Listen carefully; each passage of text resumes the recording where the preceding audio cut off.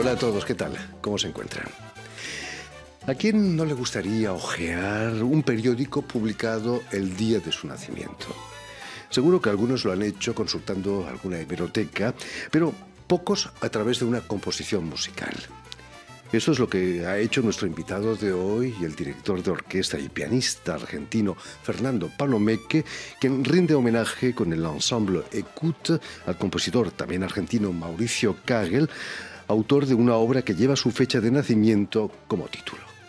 Pour rendre un hommage vivant et actuel à Mauricio Kagel, l'ensemble Écoute a conçu le spectacle immersif Kagel, 18 septembre 2008. Déclenché par son œuvre le 24 décembre 1931, le spectacle s'est construit en deux parties. La pièce de Kagel d'une part et une nouvelle pièce collaborative commandée par l'ensemble Écoute. Pour cette pièce, nous avons réuni 7 jeunes compositeurs et compositrices du monde entier qui vont employer les mêmes règles du jeu que Kagel avait introduites. Chaque compositeur choisira un article d'un journal de son pays d'origine, publié le jour de la disparition de Kagel. De cette façon, nous témoignons ce qui s'est passé dans le monde ce jour-là. Nous invitons la compagnie Ficta de créer une mise en scène numérique, immersive et réactive qui servira de fil conducteur tout au long du spectacle. Elle permettra au public de se situer dans les deux époques évoquées. Nous sommes ravis de créer ce spectacle à Puig pour clôturer notre résidence au sein de leur exposition autour de l'art performatif. Muy buenas tardes, Fernando Palomeque. Buenas tardes, Jordi. Gracias. Bienvenido a Radio Francia Internacional. Mauricio Kagel fue de los pocos compositores que han mezclado periodismo y música, ¿no? Exacto. Como veíamos recién en este video en que veíamos también a Rachel Kobliakov, que es la codirectora artística del ensamble. Gran violinista. Gran violinista. Para esta obra, Kagel se inspiró de 7 artículos que encontró en diarios de distintos países del mundo del día de su nacimiento. No solo argentinos. No solo argentinos, no. Entonces, por ejemplo, ese día hubo un derrumbe en las bibliotecas del Vaticano, por ejemplo. Hubo una fuga de presos en Argentina. Hay un diario japonés también que hablaba del emperador. Así que, bueno, eran 7 diarios de 7 países distintos. Increíble. Mauricio Kagel, como sabes muy bien, nació el día de Nochebuena, el 24 de diciembre de 1931, en Buenos Aires, y que, como Verdi, suspendió el examen de acceso al Conservatorio de Buenos Aires. Imagino que eso puede ser una ventaja, ¿no? Claro, es decir, la formación de Kagel, su formación académica, es muy heterodoxa. Es decir, muchos compositores contemporáneos estudiaron otras disciplinas además de música. O sea, podemos pensar en Xenakis o en Boulez quizás como los ejemplos más claros. Pero es interesante decir que Kagel nunca fue al conservatorio. Eso no quiere decir que no haya tomado clases de música o que haya sido un autodidacta, no. Pero nunca fue alumno del conservatorio, no tiene un título de profesor de música como se daba en aquel entonces. Ya el nombre conservatorio da miedo a compositores vanguardistas, ¿no?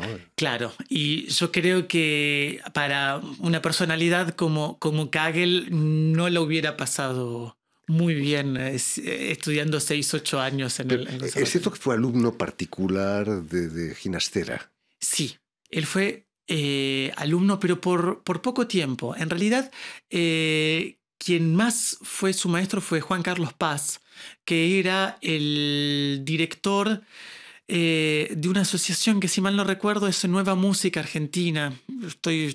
Como se dice, estoy hablando de oído, pero es por ahí el nombre. Y él, en esa que era la asociación de vanguardia de Buenos Aires en los años 40 y 50, es ahí donde empieza a conocer todo el repertorio contemporáneo. De aquella época el dodecafonismo y la música serial se imponían, ¿no? Pero él no acabó gustándole eso. Claro, pero al principio sí. Y yo hace poco estrené, de hecho, en Francia, porque no se habían tocado nunca, sus primeras 2 piezas que se conocen, que se descubrieron hace relativamente poco, hace más o menos 8 o 10 años, que son 4 piezas para piano y después 5 piezas para soprano y piano, que esas obras sí son completamente serialistas. Quizás las había escondido, ¿no? Para que no las quizás, pero es cierto, después en su desarrollo,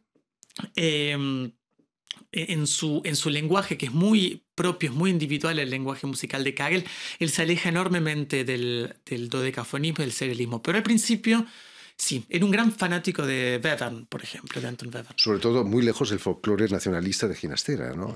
Sí, menos, y ahí fue, porque lo de Ginastera también estaba bastante escondido de que él fue alumno de Ginastera.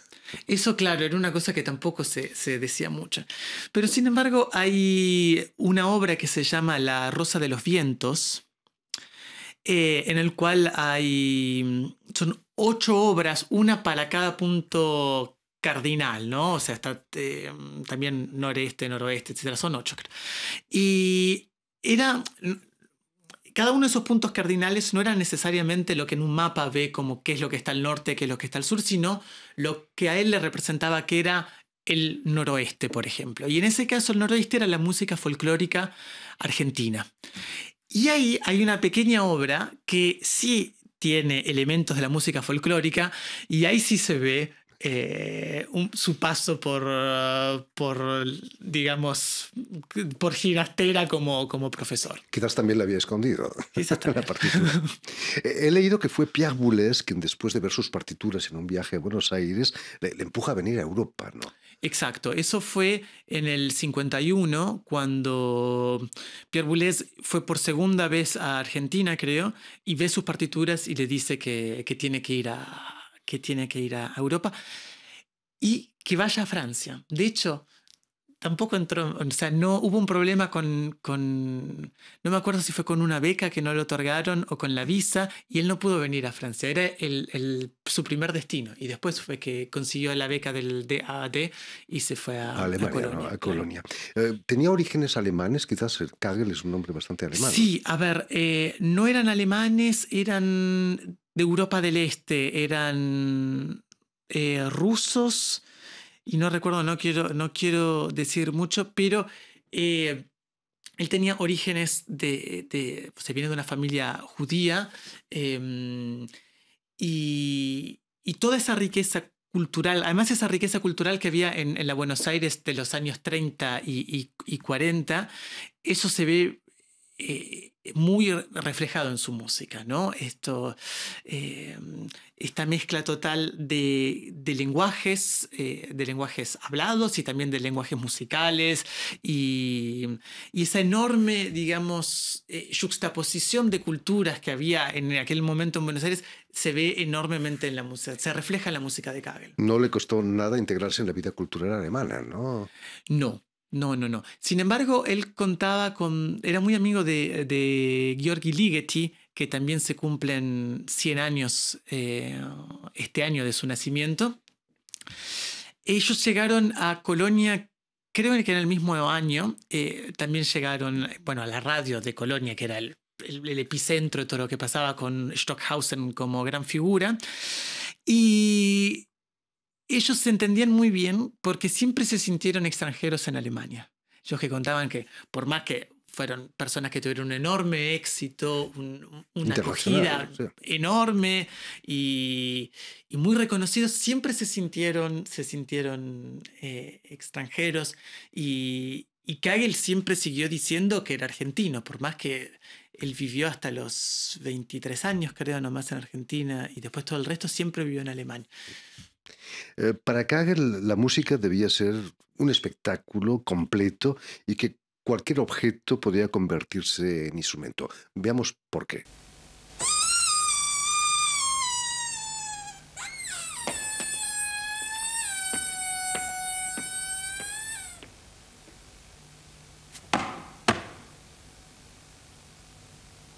Son imágenes de la televisión alemana de los años 60, 70.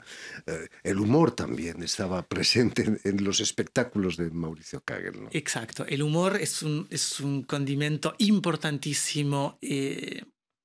La ironía también. los juegos de palabras, los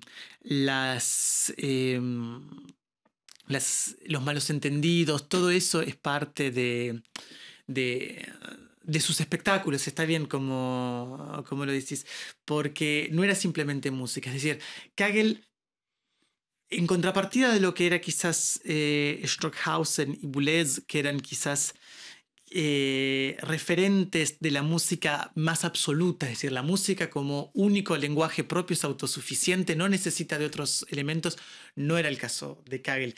Y él es digamos, el máximo referente del teatro musical, que ahora quizás no se hace tanto, pero en los años 70 tenía una importancia enorme. Muy fuerte, ¿no? Volviendo a los conciertos del Ensemble Écoute que diriges este fin de semana, el 17 y 18 de junio, en el Push, en Aubervilliers, a 2 pasos de París, forma parte de una exposición que se llama Still Sounds, ahí en el Push. Cuéntanos, pero ¿qué es exactamente el Push? Sí, a ver, Push es un centro de artistas visuales que yo no lo conocía, la verdad, antes, y es una cosa enorme. Es una antigua fábrica de perfumes en la cual actualmente hay 250 artistas plásticos en residencia, divididos en un montón de edificios. O sea, uno entra a una fábrica que tiene sus pequeñas calles, lo que sea, y están todos estos edificios que ahora están todos compartimentados. Y en el edificio principal, en el segundo piso, hay una gran sala de exposición en la cual se desarrolla desde mayo hasta julio una exposición que se llama Zone de Contact. Es un nombre que cambió hace poco, y nos invitaron al Ensemble Écoute a que fuéramos el ensamble que va a tocar, que acompaña toda esta exposición. Entonces, Rachel y para mí fue muy interesante porque nos dieron, como se dice acá en Francia, una carte blanche, hacer un poco lo que quisiéramos. Y entonces planteamos 3 tipos de espectáculos. Por un lado hay conciertos de ensamble, del ensamble, digamos, una formación relativamente grande de 8 músicos. Después hay unos conciertos itinerantes, que son conciertos de generalmente música de cámara de 2 músicos que acompañan unas visitas guiadas que hay y llevan al público a todos lados. Y nosotros teníamos hace ya 2 años que empezamos a crear este espectáculo de Kagel y dijimos, este es el lugar donde tenemos que hacerlo. O sea, donde verdaderamente se va a juntar música y artes visuales, y dijimos, qué mejor que hacer esto. Kagel, que toda su carrera la hizo casi en Colonia, en una antigua fábrica de perfumes, es perfecto, ¿no? Sí, y estamos muy agradecidos también, como se puede ver en el afiche. Yo hace unos 4 años conocí a la hija de Mauricio Kagel, a Pamela Kagel. También yo estaba dirigiendo una obra de él en Milán. Y ella estaba en el público, bueno, nos conocimos, es una persona encantadora y quedamos en contacto. Entonces, una vez que esto se organizó, por supuesto que le comenté.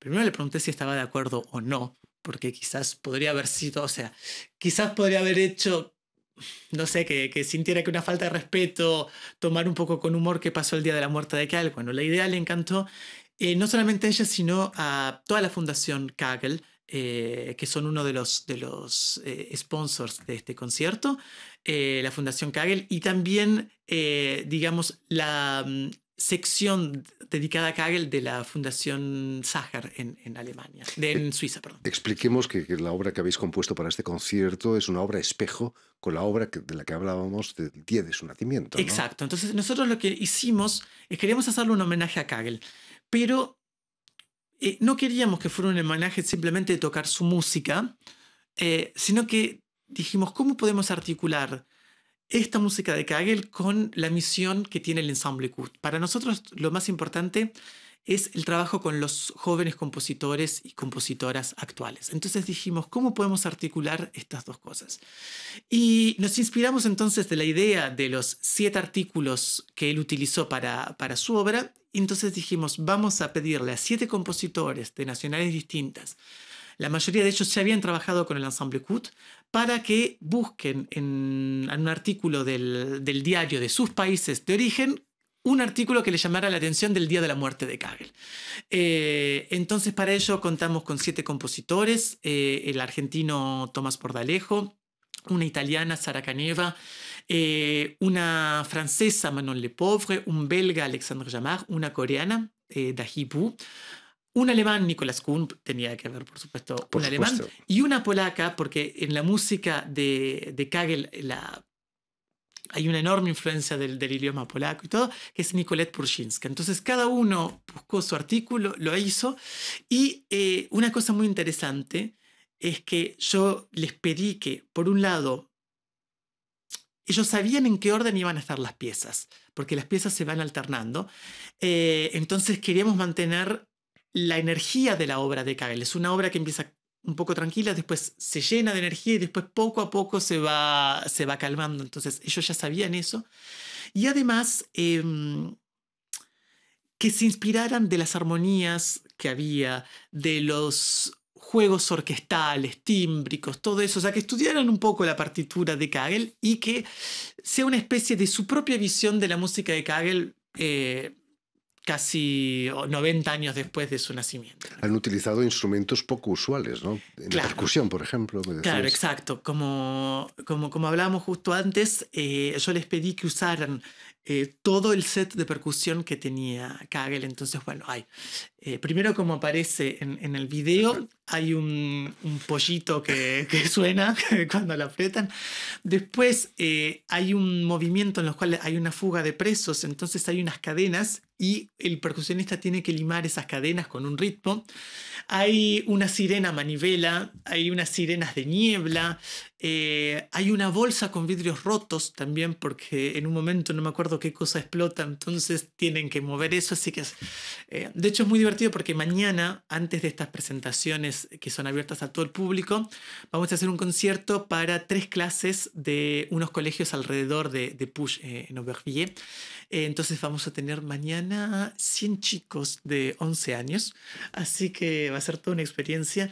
Y de hecho, antes del concierto lo que vamos a hacer es una pequeña muestra de todo el set de percusión, porque creo que fantástico, jamás van a estar enfrente a algo así. Por cierto, ¿qué pasó ese 18 de septiembre del 2008, el día de la muerte de Kagel?